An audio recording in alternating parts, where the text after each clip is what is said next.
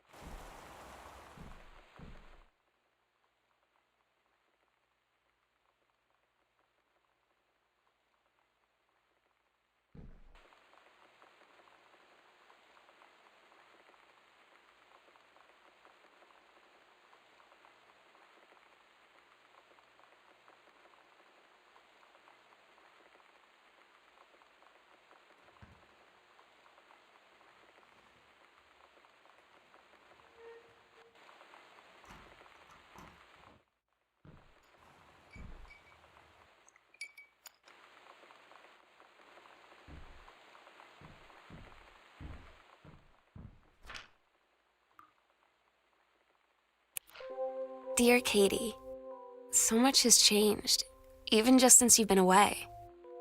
We moved into this house. I'm at a new school, and my big sister being gone for a year doesn't make it any easier. It doesn't feel real, but I'm not gonna let it faze me. I used to tell you everything, and if I can't do it in person, because you're off gallivanting around who knows where, I'll tell it to this journal, just like I was talking to you.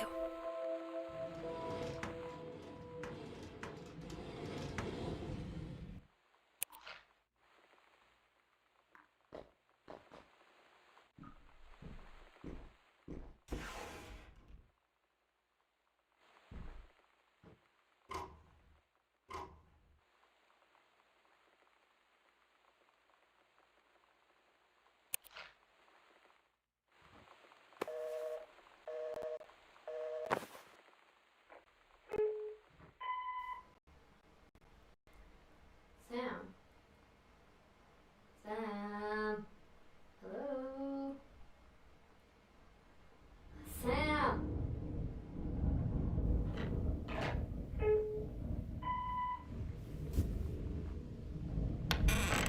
Where are you? Really? I need to talk to you.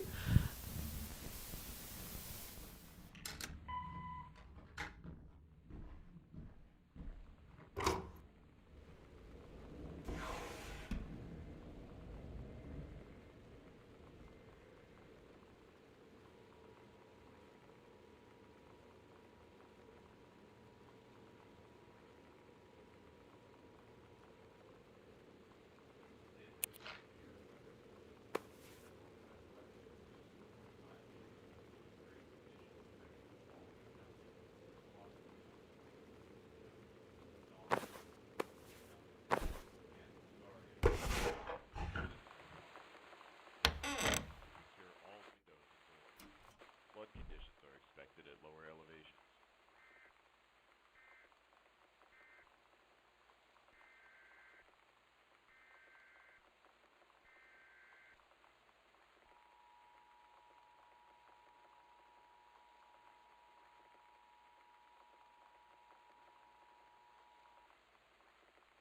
This is a severe weather warning. The Northwest Weather. Oh my God. You are so lucky you finished high school before we moved into this house. So, it's the first day of school, and there I am, introducing myself to the class. And I say that I just moved into the house on Arbor Hill. All of a sudden, every kid in the room turns and just stares like I suddenly transformed into a mutant. I just stood there, wishing pretty hard for a rewind button. Because now maybe nobody knows my name, but they all know who I am. The Psycho House girl. Great.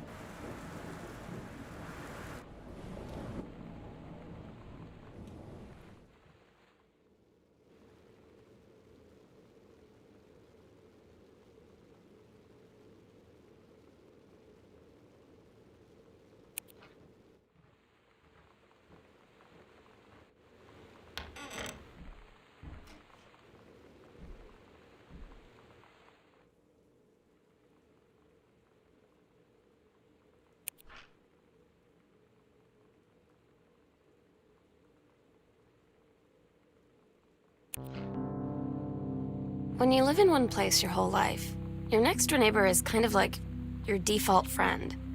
And Daniel only got weirder over the years. So moving away has been a good excuse to, like, not see him anymore. But he did always have the good Nintendo games. Maybe I'll give him a call.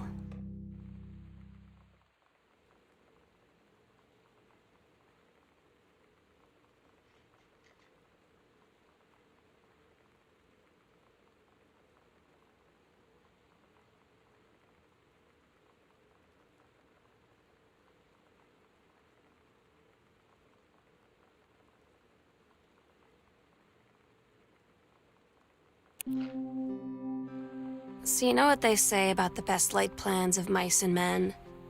Yeah, turns out it applies to Street Fighter too. At least I worked up the courage to walk into the 7-Eleven and ask for a turn, but all that practice at home did not exactly translate in the wild.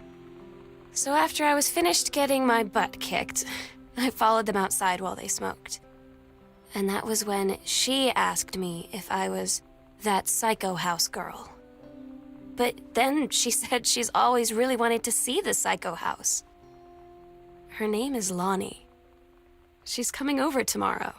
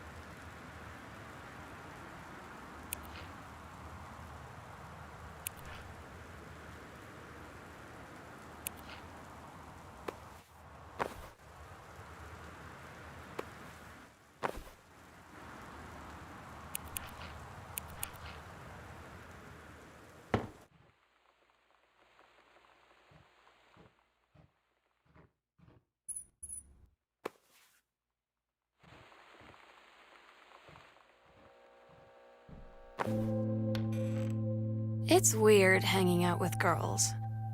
Daniel was around ever since I was little, and other girls? I don't know. But being around Lonnie is like instantly just right. I gave her the grand Psycho House tour and took my revenge on Super Nintendo. And it was like, I don't know, I finally found someone I feel normal around. I drove her home and she gave me this tape and said, "You have got to listen to this." I haven't stopped playing it since.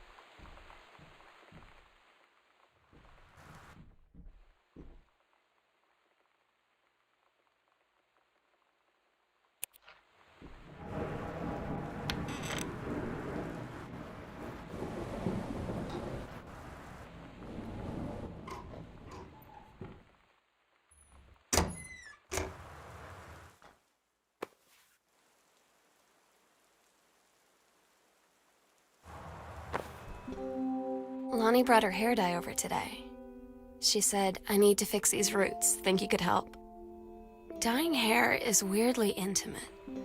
I don't know if I've touched someone else's scalp before. It's pretty intimate, right? It felt intimate. We looked into the mirror together after, and I expected her to say something about how it looked crappy or good or whatever. But that's when she said, "You're so beautiful." And she was looking at me. Right in that moment, I wanted to say something, but I waited, and the moment was gone.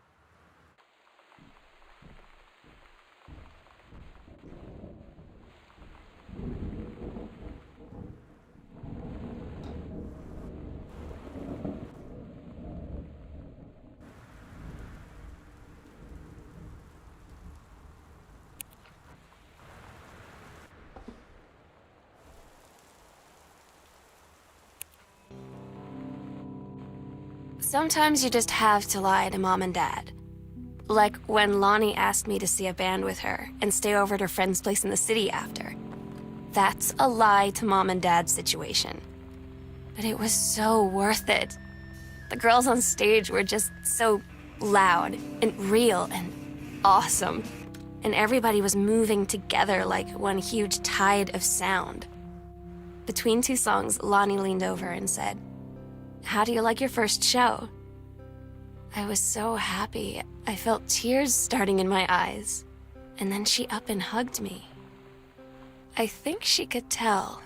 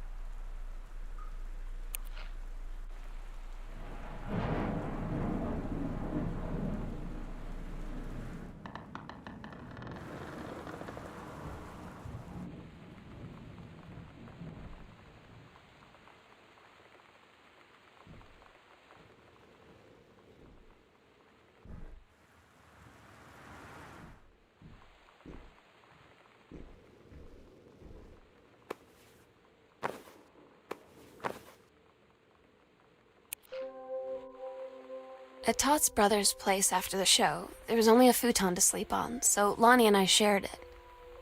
The lights went out. I was turned toward her. My eyes started to adjust, and then I could see she was looking at me, too. In the dark, she smiled. My heart was beating so fast. I rolled over. I felt so, I don't know, nervous. After a minute, she put her arm around me and was so close and whispered in my ear, "I really like you." I just nodded my head, and I really hope she could tell. I really hope that she meant what I think she did. I felt like a shook-up can of soda ever since. I hope we have the chance to talk before I explode.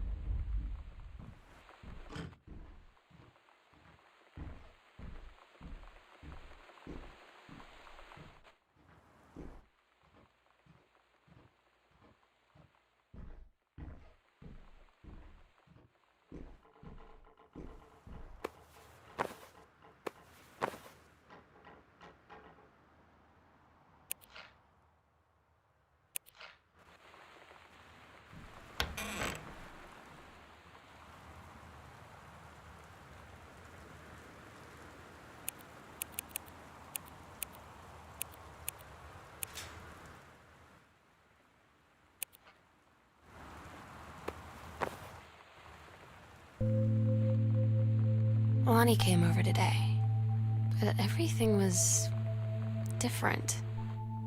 She was sitting at my desk chair, and she wouldn't look at me. Finally, I asked her what was going on. She said she felt like she'd done something wrong that night in the city. Like I must think... But I said no, there was nothing wrong. I just wanted to say... But I couldn't find the words. I felt like I was gonna cry, but I wasn't sad.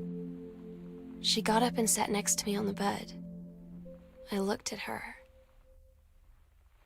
Lonnie, do you think you could ever... And that's when she kissed me.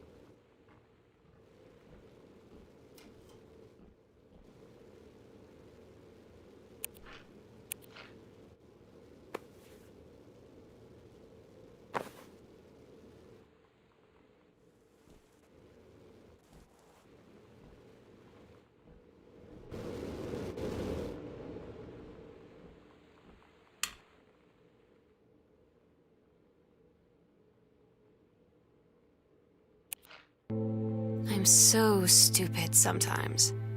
I was telling Lonnie that I got into my college summer program thing, and I was all making plans like, you should come visit me, stay in my dorm room. But she said, Sam, I ship out on June 6th. I was like, ship out? To where? She said, to basic training. What did you think I was doing all that ROTC stuff for? I guess she's been planning to join the Army right after high school since she was like 12. And I guess she's really going to do it. So I was like, after graduation, I'm just never going to see you again? She said, let's just have fun while we can.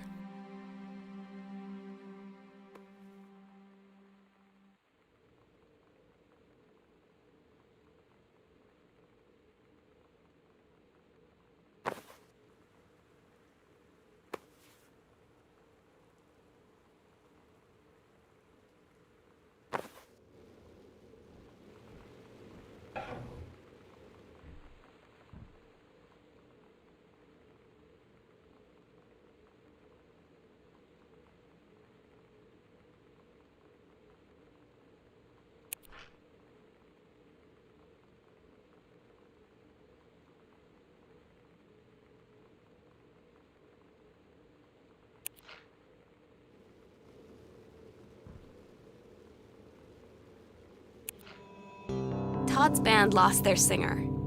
Todd said he sucked. Lonnie said he got sick of Todd's shit, and he was complaining about needing a new singer. So Lonnie was like, I can sing. And they were all kind of like, you can? And she was like, probably. But she's been rehearsing with them for like a week now. And I finally got to see them play in Todd's basement today. And she's actually really amazing. I feel so proud when she's on stage. It's incredible being in awe of someone you love. So everybody knows it's like a temporary situation till she ships out in June. But till then, I'm gonna be at every single show.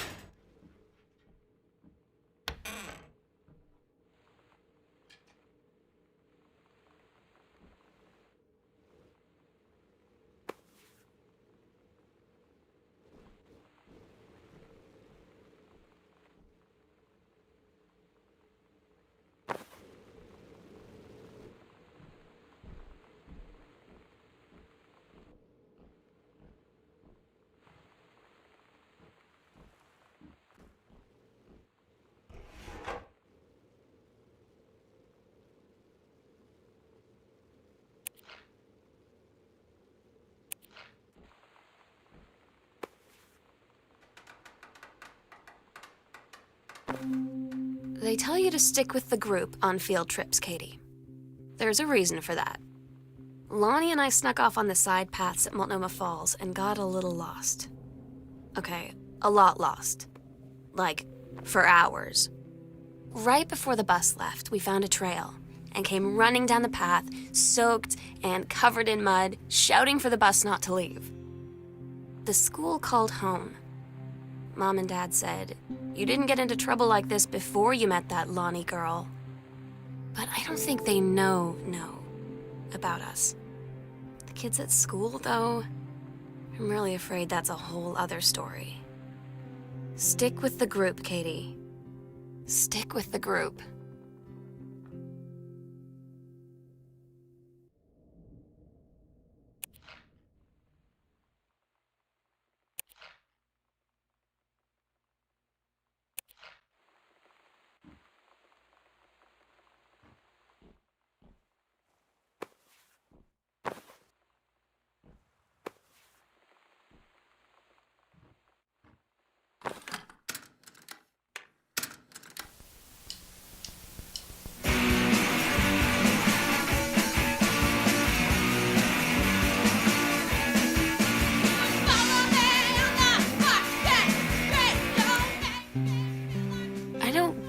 Lonnie sometimes.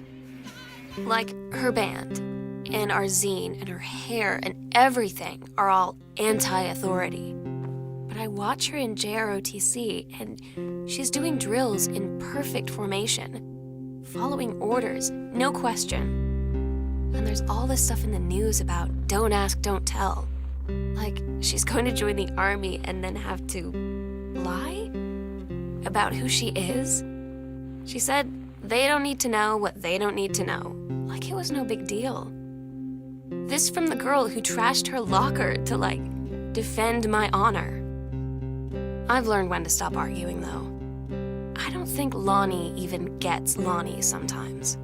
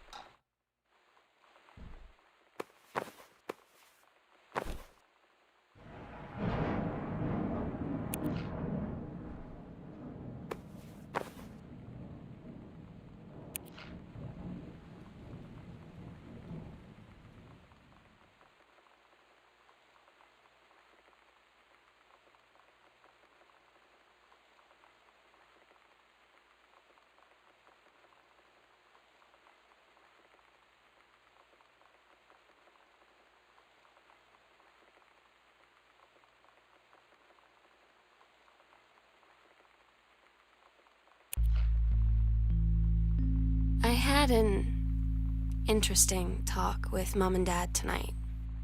One you were never gonna need to have. I mean, you've known, right? I've known. I've known since, like, She-Ra.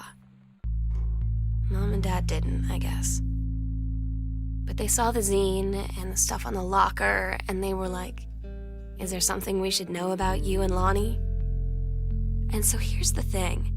I was prepared for them to be mad or disappointed or start crying or something, but they were just in denial. You're too young to know what you want.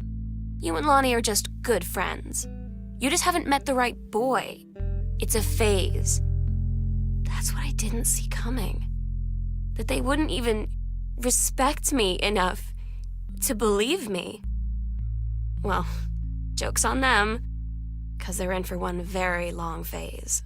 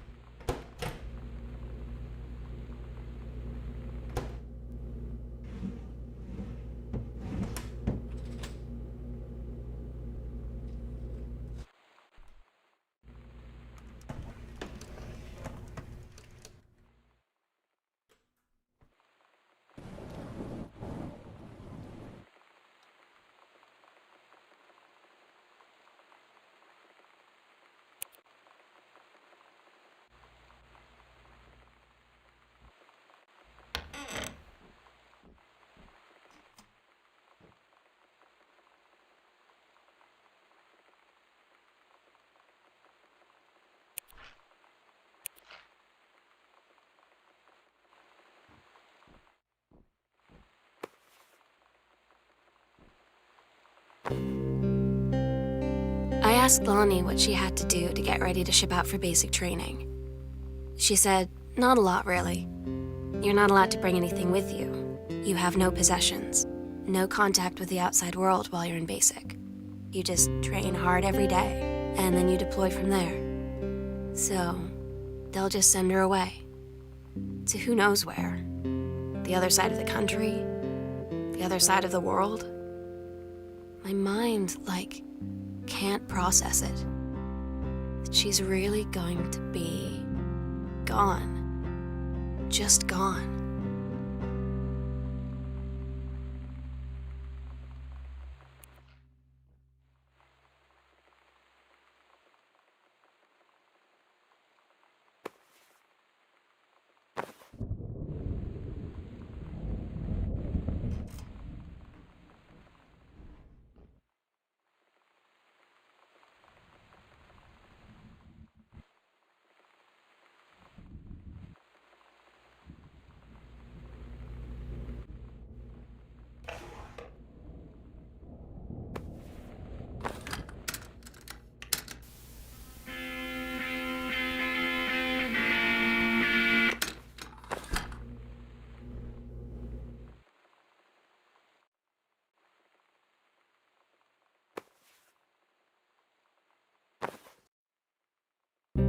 Lonnie had her going away show with her band tonight.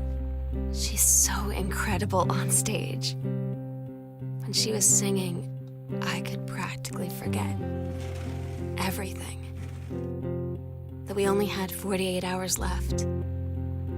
That I don't know what comes next. That I can't live without her. Then she dedicated the last song to me. I couldn't take it. I was out on the curb in the alley, sobbing till my ribs hurt. I would follow her anywhere, Katie. But I can't. Where she's going. After a long time, she found me. She said she was sorry. She said, I wish things could be different.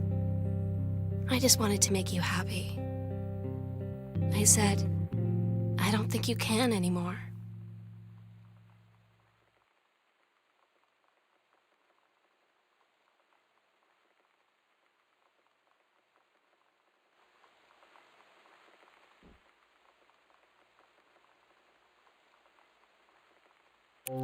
We agreed our last night together would be our happiest ever, and we'd forget tomorrow was going to come at all. It worked for a while. We had a good time seeing Oscar off, then ran up to the attic to look through our photos, to find one for Lonnie to take with her.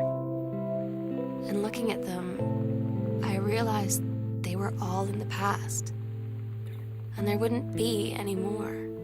And I didn't know what I was going to do. And I cried, and she held me.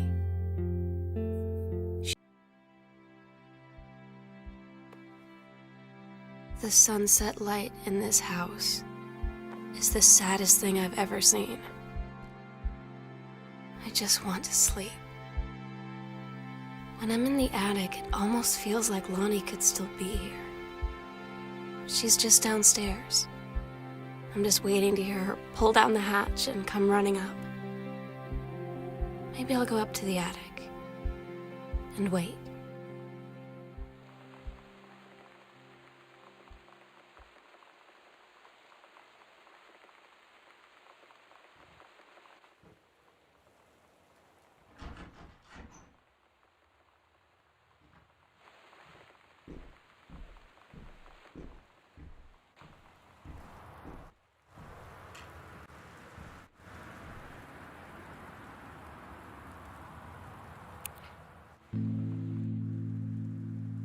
Oh my God. Katie, I fell asleep in the attic, in Lonnie and my old spot, and I missed the first 2 calls. I just barely caught the third one before the machine got it. And it was Lonnie, on a payphone. She'd been on the bus to basic, and she said she couldn't think of anything but me and us, and that she couldn't go through with it. With the army and being apart and all of it. And so she got off the bus in Salem. She said, "Sam, I want you to pack up everything you can and get in your car and come find me. And let's just drive until we find somewhere for us." And she asked me if I could do that. And I said yes. Yes.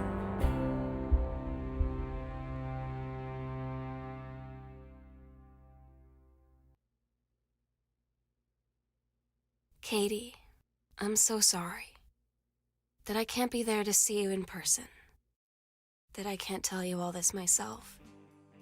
But I hope as you read this journal and you think back, that you'll understand why I had to do what I did. And that you won't be sad, and you won't hate me, and you'll just know that I am where I need to be. I love you so much, Katie. I'll see you again someday. Love,